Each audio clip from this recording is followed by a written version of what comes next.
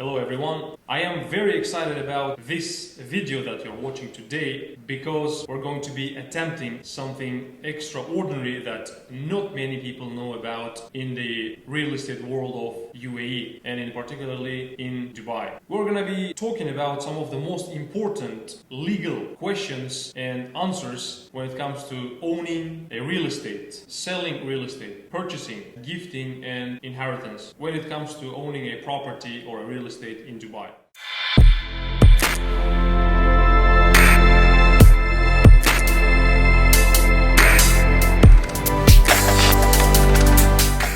Without further ado, let me introduce our dear guest, Mirazbek Mahamadjanov.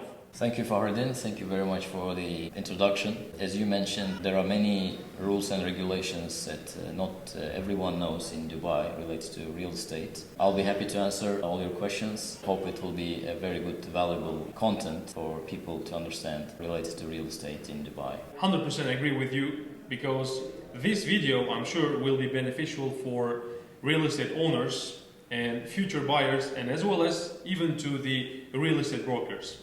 All right, so basically there are millions and millions of questions, but if I can start with easy questions. So when it comes to purchasing a property, who can actually own a real estate in Dubai? Actually, anybody can own real estate in Dubai. There is no restriction. Any nationality, there is no restriction in terms of the citizenship. Foreigners can own real estate in Dubai without any restrictions. There are specified designated areas in Dubai which are called freehold. It's allowed for foreigners to own real estate without any restriction. The answer is anybody basically can own property in Dubai.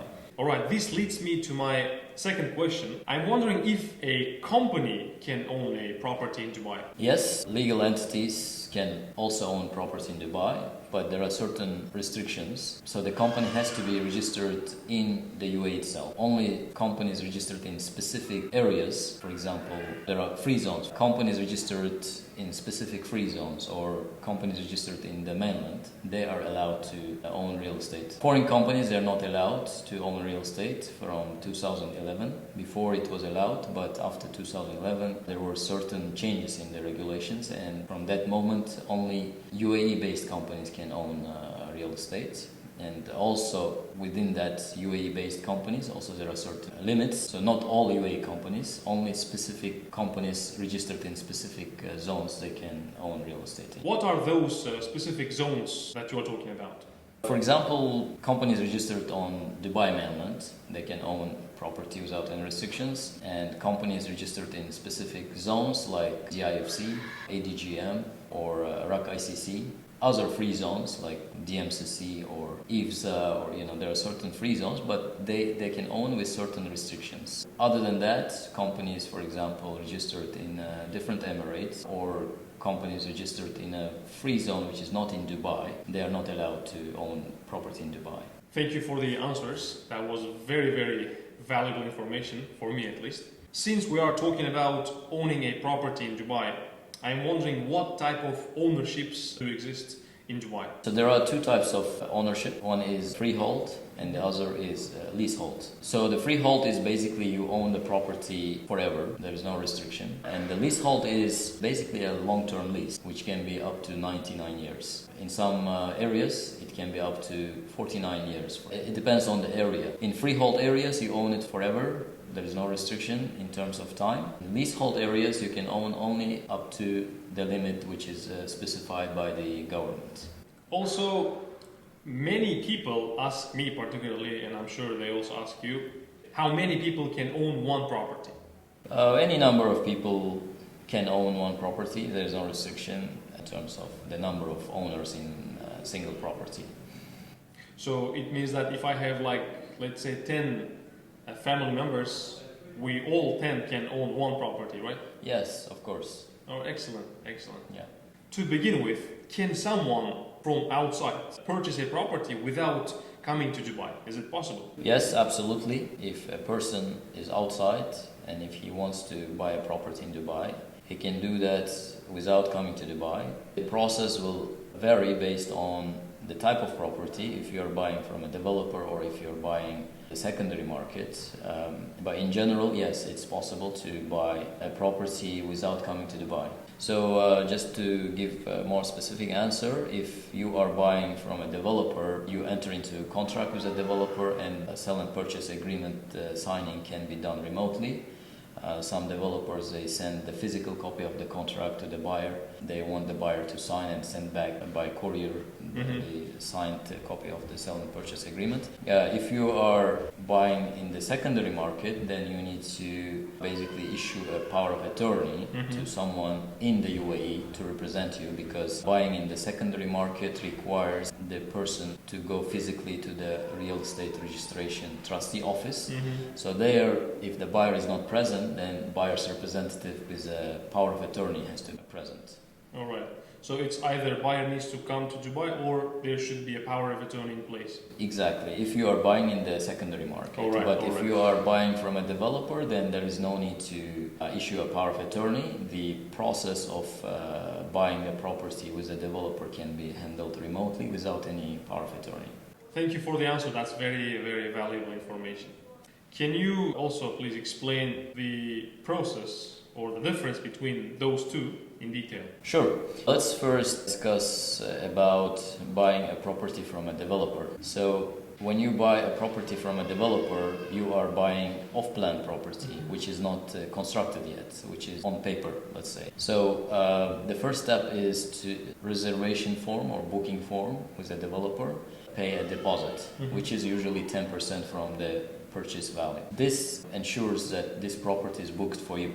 The next step will be preparation and signing of the sell and purchase agreement. So basically, once you sign the reservation form and once you pay the deposit, then the developer prepares a sell and purchase agreement, and this has to be signed by both parties, by the seller, which is a developer, and by the buyer.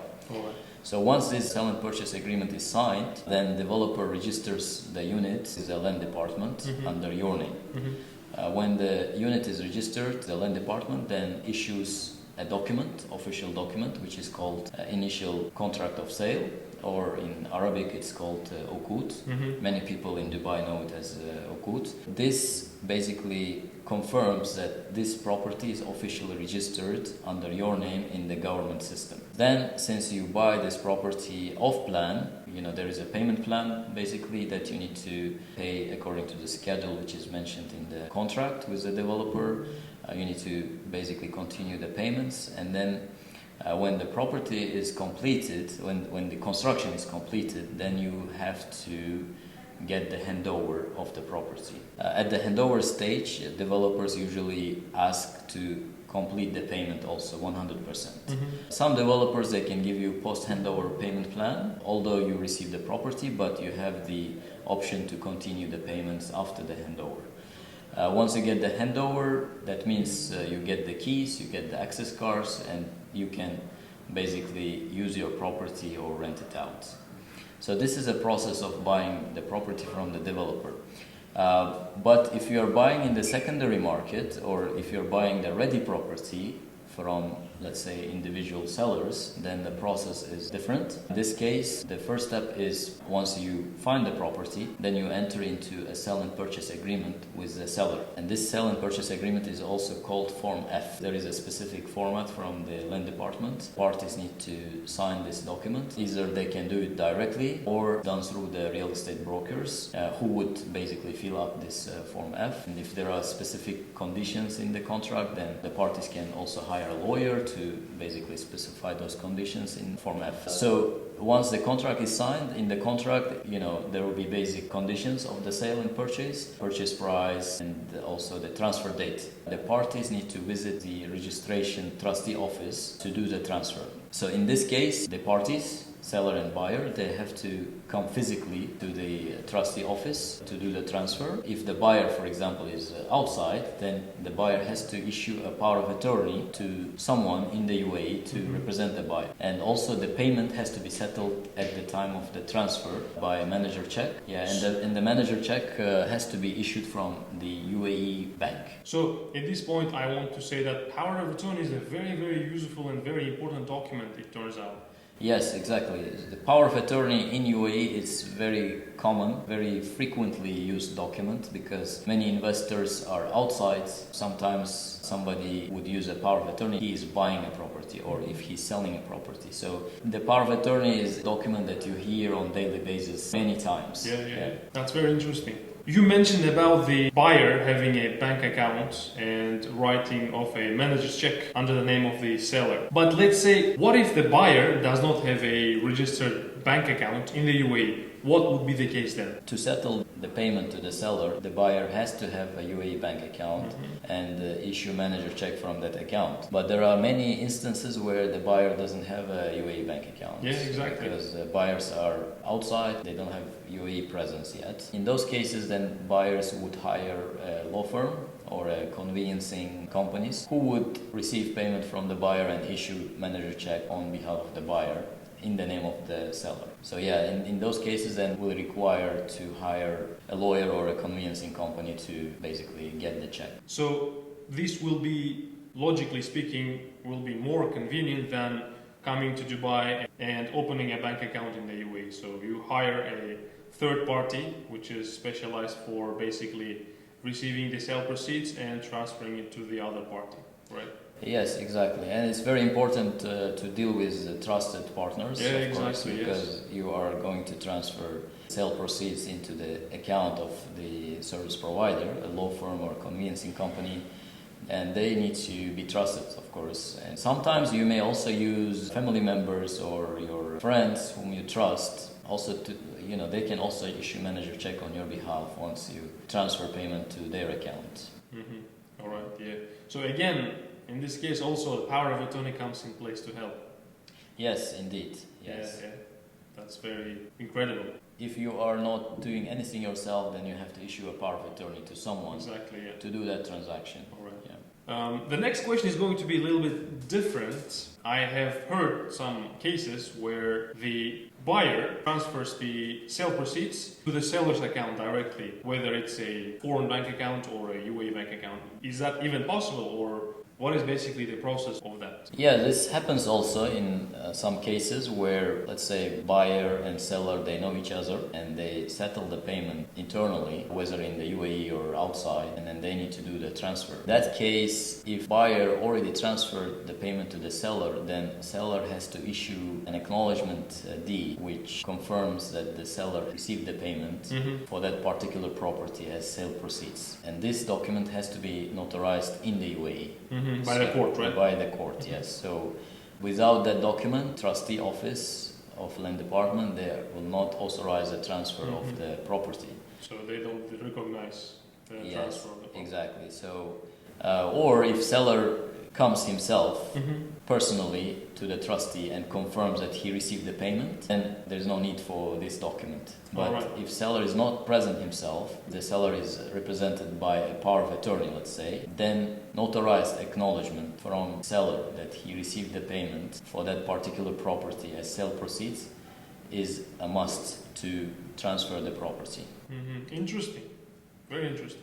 Yeah, and also it's very important for the buyer to understand his risks, because if he transferred payment to the seller before the transfer, it's a very big risk to the buyer, because if the seller will not transfer or will not give this acknowledgement later, then buyer may lose his money, and then there is a court case involved, and it's going to be a very long process of claiming this payment. Yeah, absolutely. The next question is, can someone who has a property in Dubai sell this property if he's outside the UAE, let's say, without coming to Dubai? Can he sell the property or not? Absolutely. The seller is outside the country, then he must give a POA to someone he trusts to represent the seller. It can be a lawyer, it can be a conveyancing company, or it can be a trusted person who would act on behalf of the seller. In this case, power of attorney is required in all cases, whether you are selling off-plan or a ready property.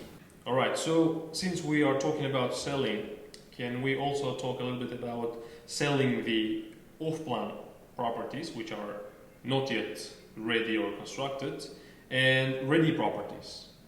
There is some differences when you are selling off-plan property, which is not constructed yet, or which is not completed yet.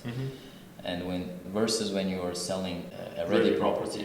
Yes. When you want to sell off-plan property which is under construction, then you have to get NOC or approval from the developer, because you are still in agreement with the developer and this property is not fully owned by you. So that's why first you need to get no objection from the developer. NOC, right? As people say. NOC, yes. So to get this NOC, depending on the developer and depending on the conditions mentioned in your contract, you must settle at least 30% of payment. Some developers, they require 40% payment. So once you have the NOC from the developer, then let's say the new buyer and the seller also enter into sell and purchase agreement internally, which is Form F, as we mentioned before, and agree, how much will be paid to the seller, and the remaining balance will be settled to the developer according to the payment terms and schedule.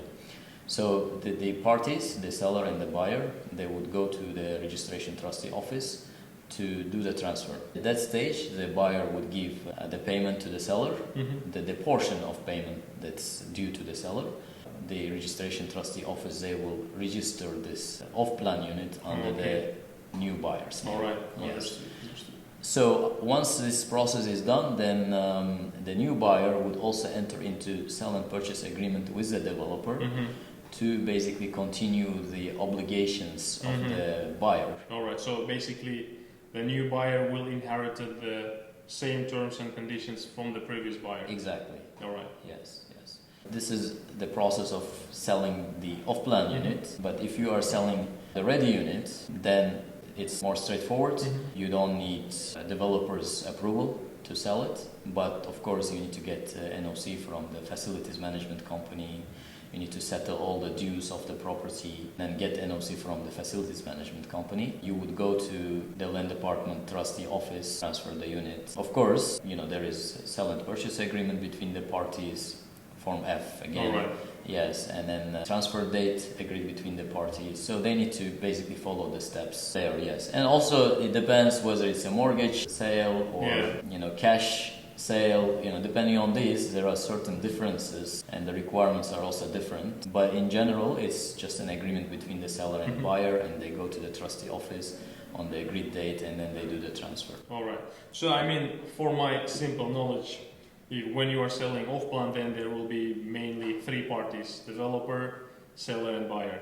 But when you are dealing with a secondary ready property, it will be between two parties, seller and buyer. Exactly. Yeah. That's fair enough.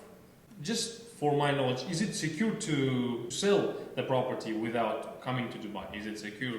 So in general, if you are selling a property, the manager check for the sale proceeds, it is under the seller's name always.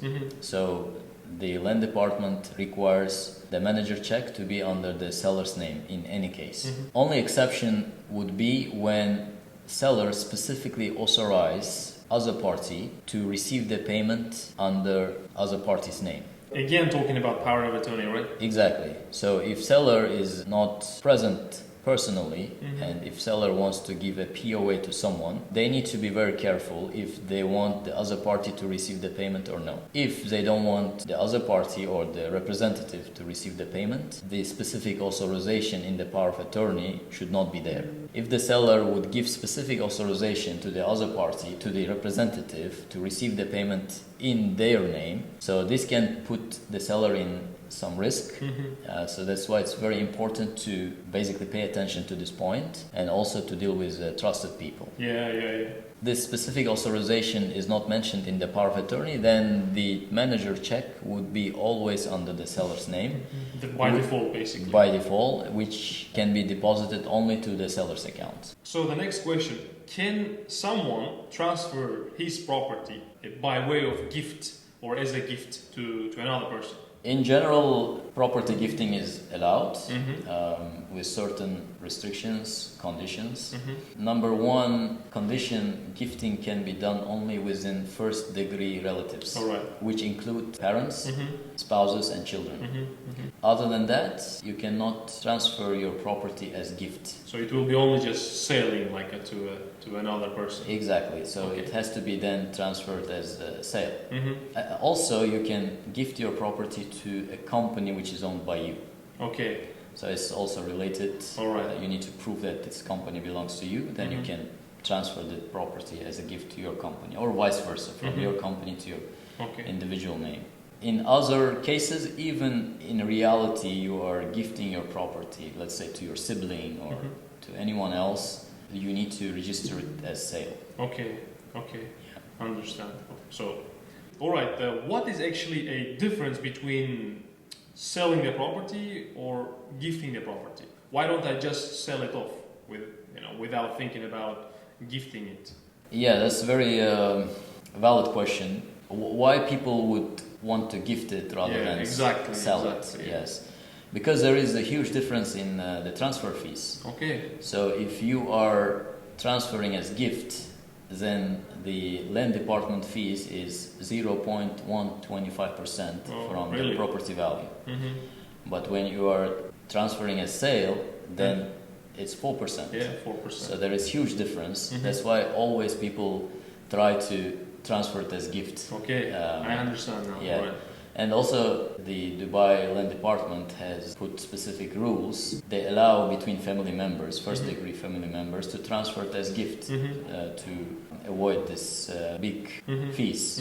In other cases, the parties need to transfer as sale and pay 4%. Even in reality, they are gifting, but they need to register it as sale and pay 4% to Dubai Land Department. So this is the main difference between sale transfer and gift transfer. Fair enough, fair enough. Yeah. At this point, I am wondering about one question.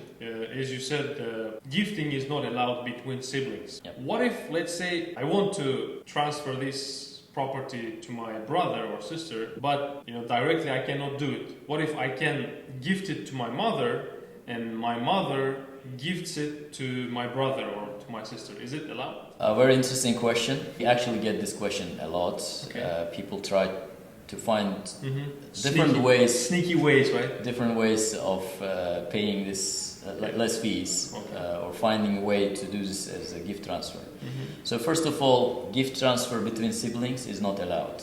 And second, if you are transferring this property to your, let's say, mother or father, and then your father or mother would transfer to your sibling, again as a gift, this is called double gifting. Okay. And this is not allowed.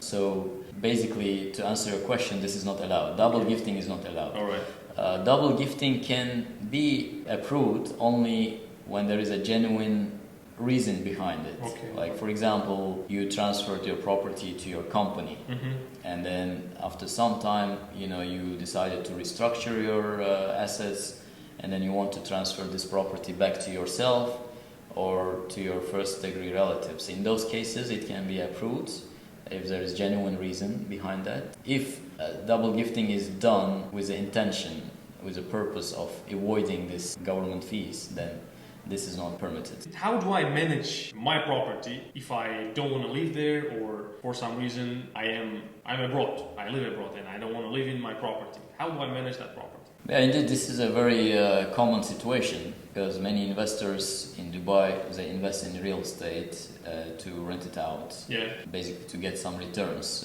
from their investment. Like in most cases, people buy property to rent it out, not to live themselves. But of course, there are many also cases where people invest to live themselves. This scenario, if you buy a property and if you want to rent it out, how do you manage it? First of all, we need to understand here the type of lease. In Dubai, you can rent out your property on short-term basis and on long-term basis. So if you want to rent it out on short-term basis, then there are different rules apply, and if you want to rent it out on long-term basis, different rules apply.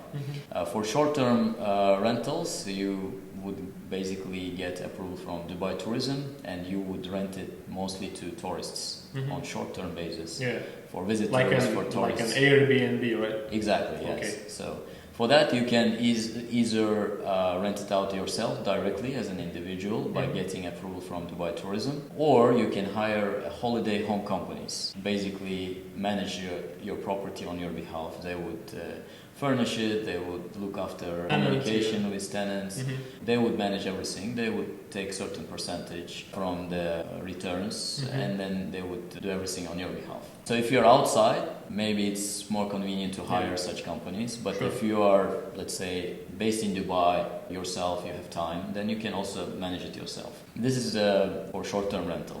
If you are renting on long-term basis, then the rent would be usually for 1 year and up. There are different rules here.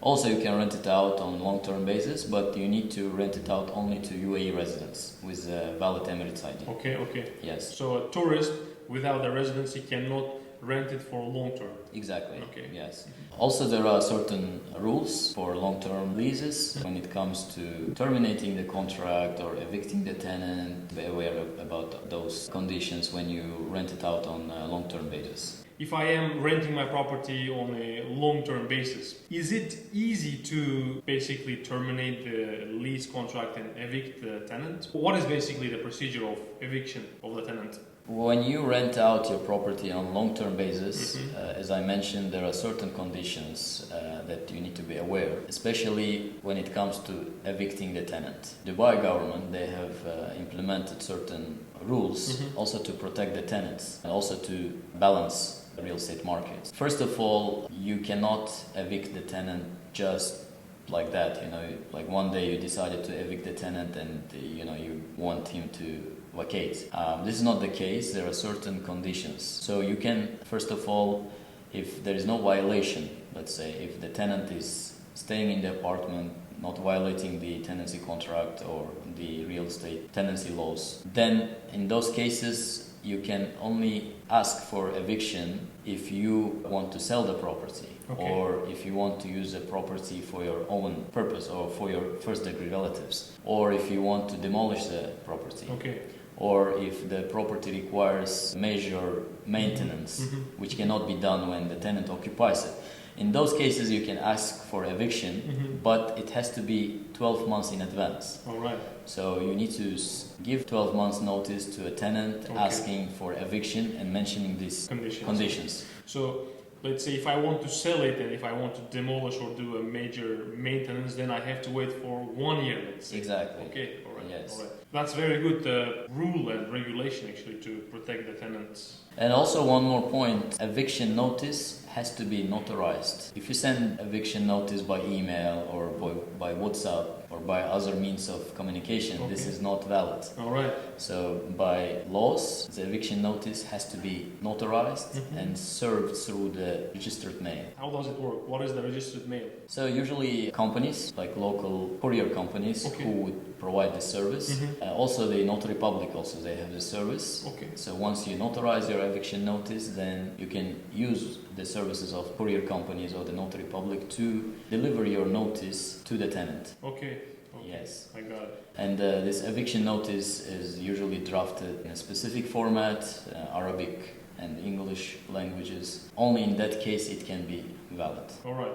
So you say you have to notarize the eviction notice, but let's say I am a property owner who lives abroad. Can this document be notarized online, or do I have to be present in the court to do these documents and basically to serve this document to my tenant? So first of all, Dubai has introduced online notarization services.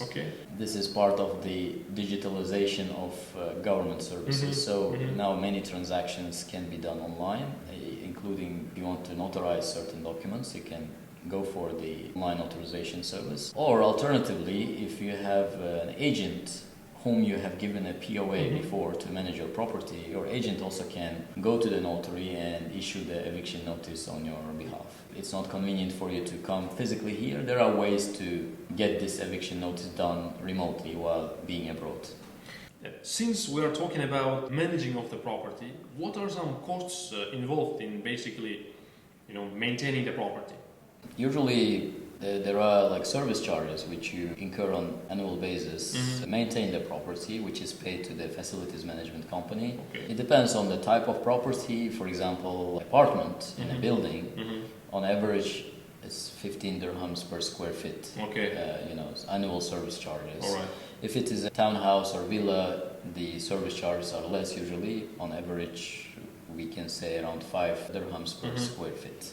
This is annual maintenance costs, whether you use your property or not. So let's say if my property stays empty or it is rented, I will have to pay that service charges annually, right? Correct, yes. Okay. Exactly. Okay. And apart from that, if you are using or if you're renting out your property using the services of companies like holiday home companies or real estate management companies, of course, there are fees paid to those companies to manage your property.